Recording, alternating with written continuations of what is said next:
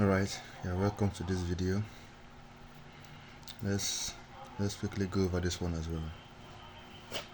Now we've done questions, let me say we've solved problems on limit involving rational functions.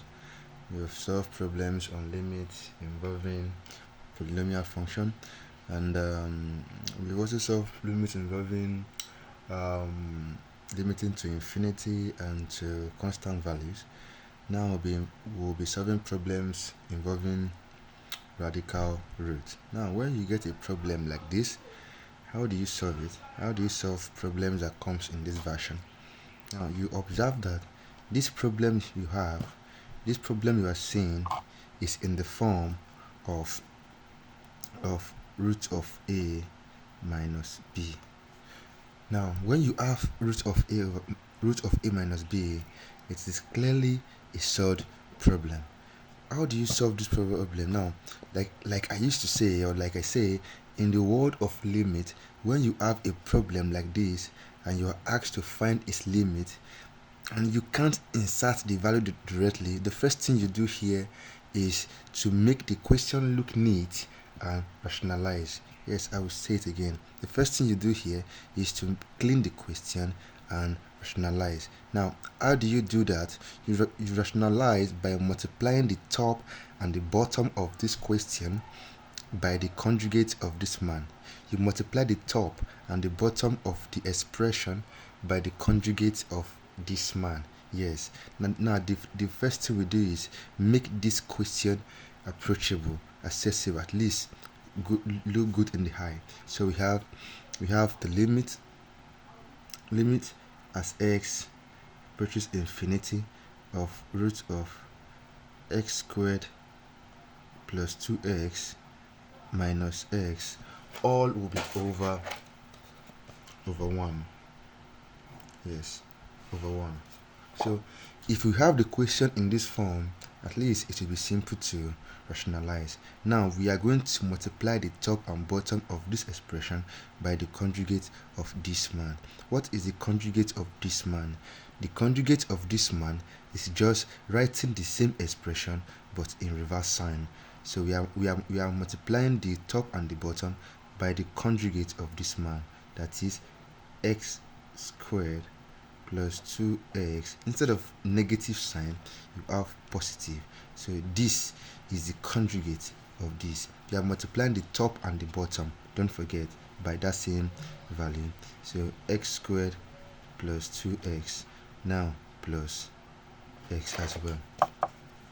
Okay, so after doing this, we want to multiply out. We multiply, so this by this and this by this, and we used to say that this, we always know it comes out to be difference of 2 squared. Now see, difference of 2 squared, x squared and this squared. How do we open up this bracket? To open up this bracket, we don't have to stress ourselves, because this at the top is already in the form of difference of 2 squared. Now the only thing you have to do here is to multiply the first and the first and the last and the last. To open up this bracket, just multiply the first value and the first value, the last value and the last value. If you open the bracket the regular way, the middle terms will cancel out and you will see 4 back here. So just multiply the first value and the first value, the last value and the last value.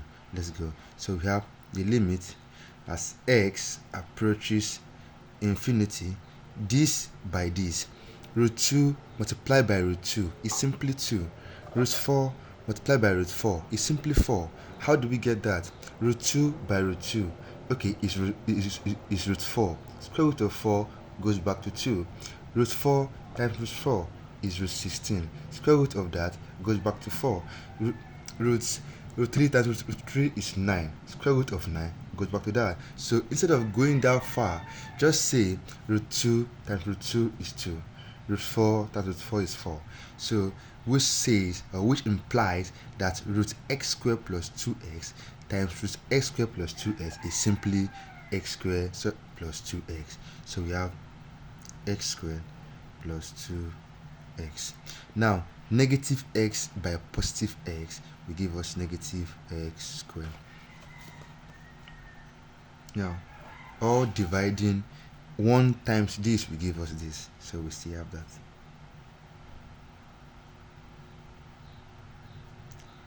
Plus x. So let's simplify. X squared will cancel out x squared.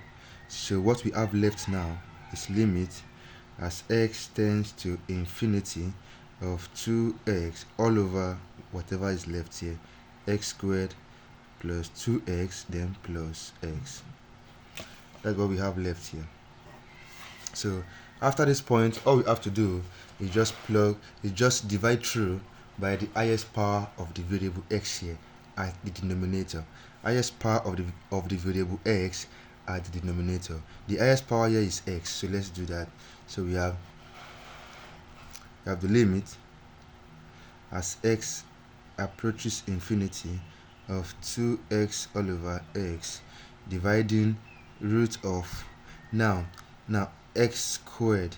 The moment I divide this by x, I will mess up because I can't bring it back again. If I divide it by x and I plan to separate it, it's impossible. So now I have to divide this by x squared so that when I plan to take it back, I can pull out the x squared and the root of x squared will take me back to x. So instead of dividing here by x, it will simply be x squared because of the root that you have. The root is affecting it. Now plus 2x all over x squared then plus x all over x. You get that now? This is because this x is not in roots. Always remember this part, don't forget. You can't forget this. Yes, this is very important. So we continue and say the limit as x goes to infinity, 2x all over x simply gives us 2. Now x squared all over x squared gives us 1 plus 2x all over x squared gives us 2 all over x, 2 all over x and gives us 1. All this is in roots and everything is under the division sign. So now after that we plug in our infinity. Let's plug in our limit. Now the limit as x approaches infinity of 2 all over root of 1 plus 2 over infinity plus 1. Now this will give us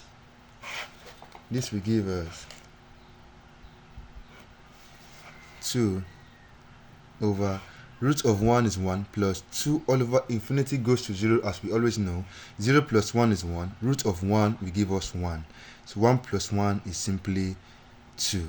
So we have 2 and this is equal to 1. So we can safely say or simply say that the limit as x goes to infinity of this function square root of x squared plus 2x minus x is equal to 1.